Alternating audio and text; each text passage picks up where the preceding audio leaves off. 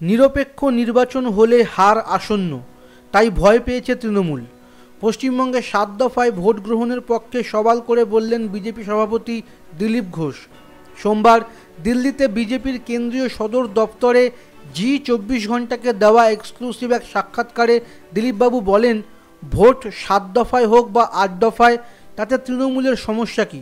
পশ্চিমবঙ্গের সমস্ত বিরোধী দল নিরপেক্ষ ভোট চেয়েছিল, তাই হয়েছে। পঞ্চায়েত নির্বাচনে তৃণমূল কী করেছে সবাই দেখেছে। দিলীপবাবুর দাবি, ওদের গুন্ডারা ঠিকমতো গুন্ডামি করতে পারবে না, তাই খেপে গিয়েছে তৃণমূল। এদিন দিলীপবাবু আরও বলেন, 2011-এ নিরপেক্ষ নির্বাচন হয়েছিল বলে ক্ষমতায় এসেছিল তৃণমূল। তারপর নিরপেক্ষ নির্বাচনের সবথেকে বড় বাধা হয়ে দাঁড়িয়েছেন মমতা বন্দ্যোপাধ্যায় নিজেই। মানুষের উপর আস্থা থাকলে কেন একাজ করছেন তিনি? রবিবার 2019 লোকসভা নির্বাচনের নির্ঘণ্ট ঘোষণা করেছে জাতীয় নির্বাচন কমিশন। 7 দফায় নির্বাচন হবে গোটা দেশে, 7 দফাতেই ভোট হবে পশ্চিমবঙ্গেও।